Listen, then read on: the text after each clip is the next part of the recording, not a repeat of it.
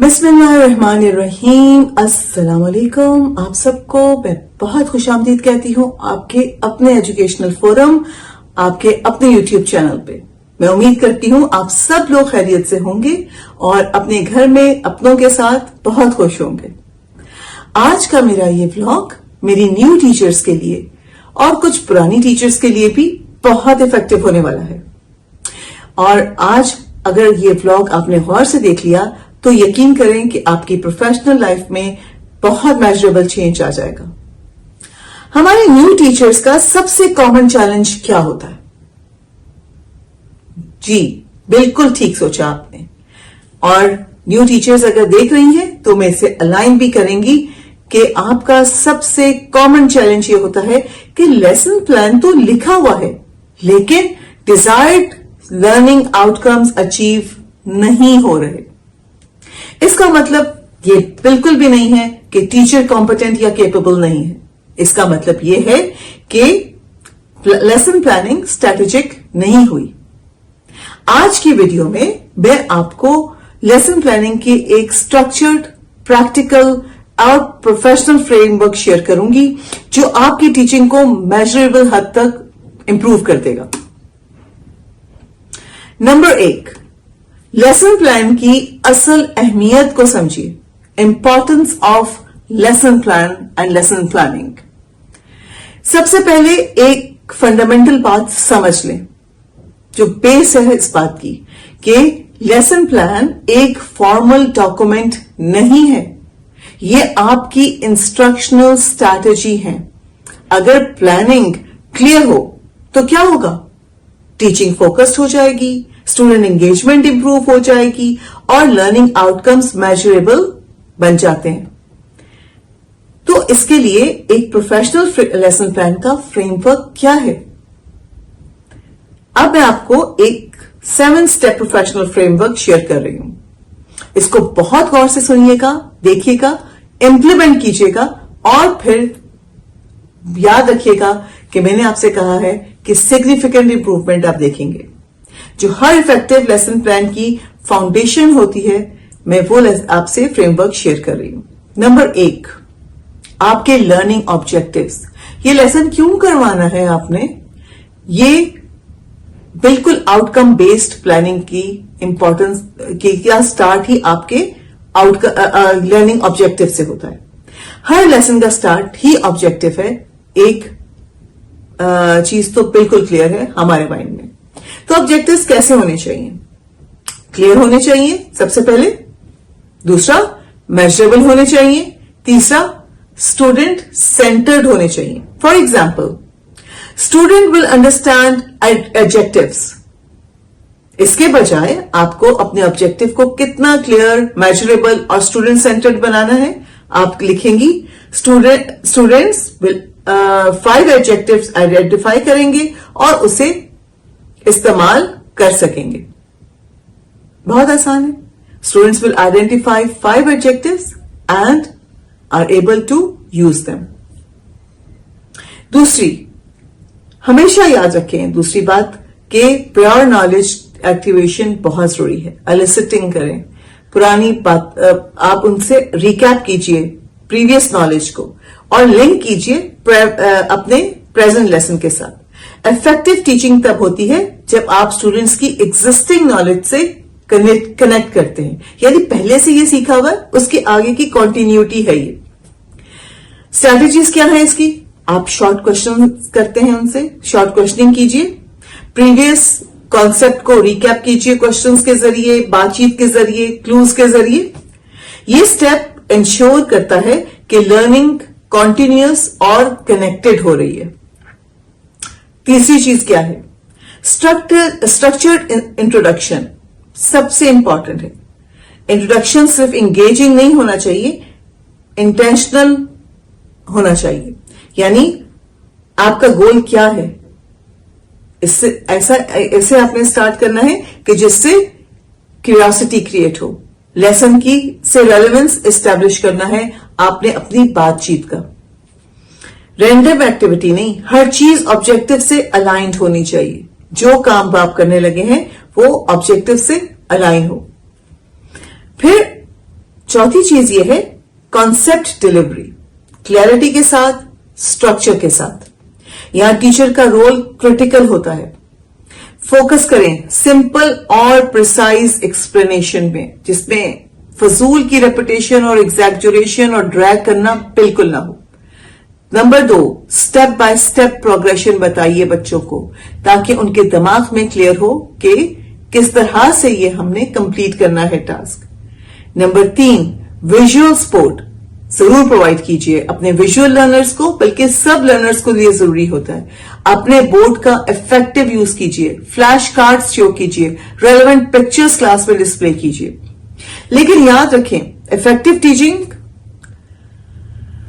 Controlled explanation और not long lecturing पे depend करती है। अगर आप इफेक्टिव टीचर बनना चाहते हैं तो लंबी लंबी एक्सप्लेनेशन और बहुत टीचर टॉक से परहेज कीजिए।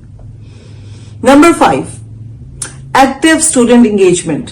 ये कोर ऑफ लर्निंग है आपका। ये लेसन का मोस्ट क्रिटिकल कंपोनेंट होता है।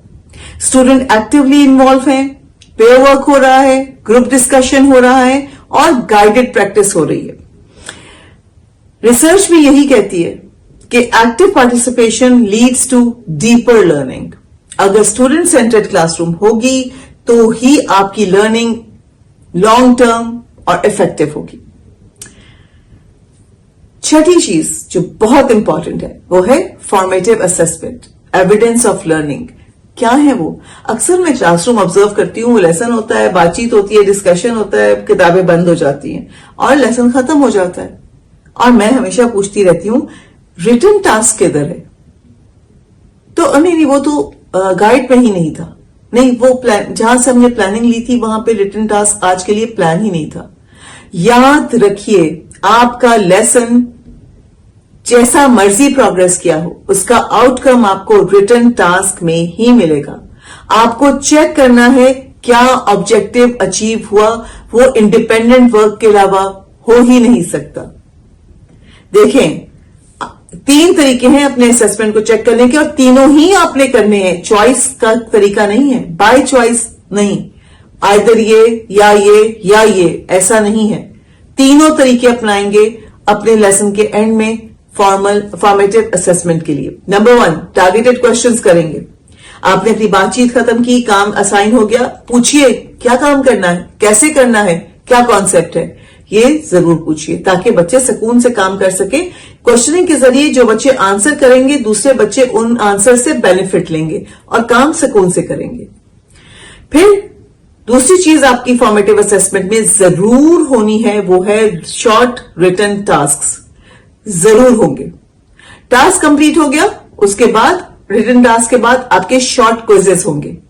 ये 3 चीजें आपके हर लेसन प्लान का हिस्सा बननी चाहिए। रिटन टास्क के बगैर आपके लेसन कंडक्ट करने का कोई एविडेंस कभी हो ही नहीं सकता।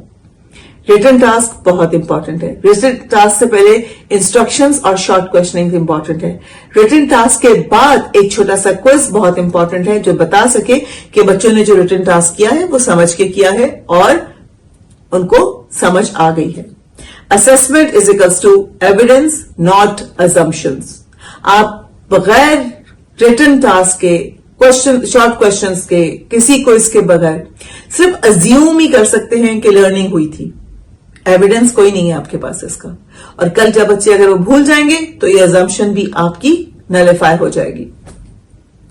7वीं और बहुत इंपॉर्टेंट चीज है क्लोजर। आप अपनी लर्निंग को कैसे कंसोलिडेट करेंगे? प्रोफेशनल टीचर्स लेसन को प्रॉपरली क्लोज करते हैं, बिल्कुल इन एयर छोड़ के नहीं चले जाते। क्लोजर में आप क्या करेंगे?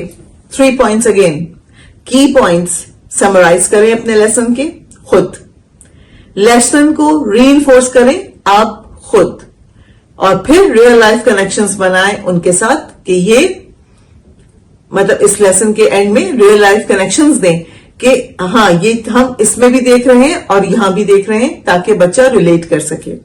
ये स्टेप रिटेंशन को सिग्निफिकेंटली इंप्रूव करते हैं और ये बहुत इंपॉर्टेंट स्टेप है। अपने लेसन प्लानिंग को और अपने लेसन इन क्लास लेसन को क्लोजर दीजिए।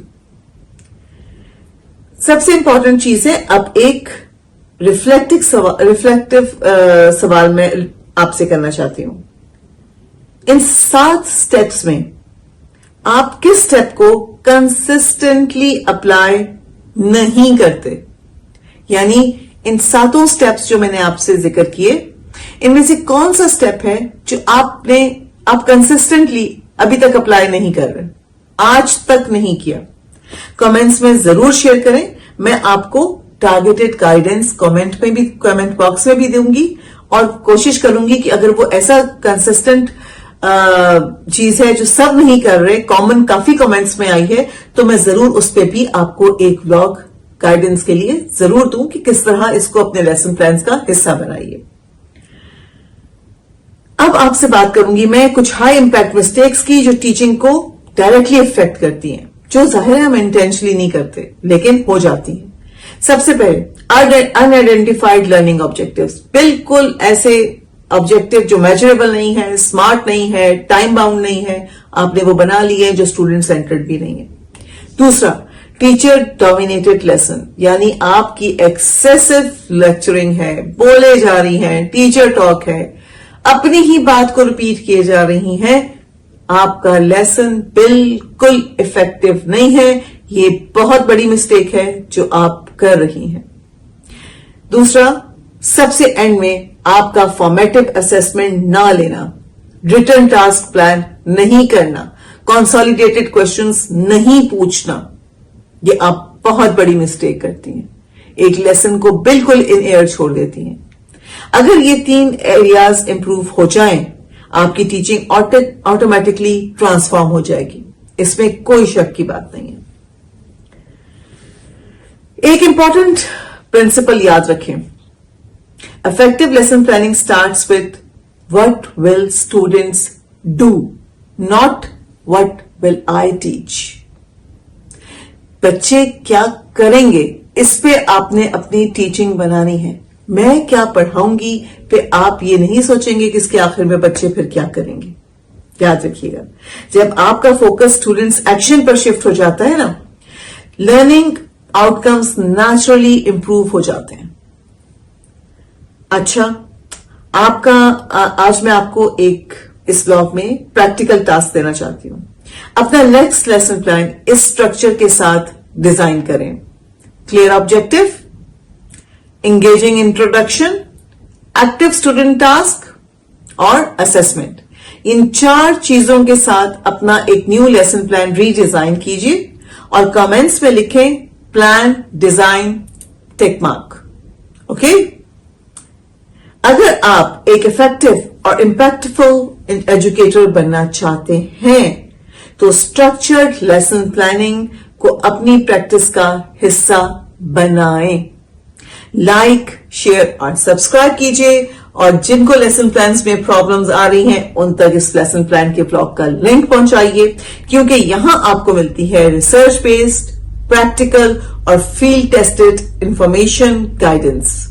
मैं आपसे नेक्स्ट वीडियो में जरूर मिलूंगी और कोशिश करूंगी कि कमेंट सेक्शन में अगर आपने कोई कॉमन प्रॉब्लम बताई है जो कंसिस्टेंटली आप लोग नहीं कर रहे तो मैं उसको भी एड्रेस करूं।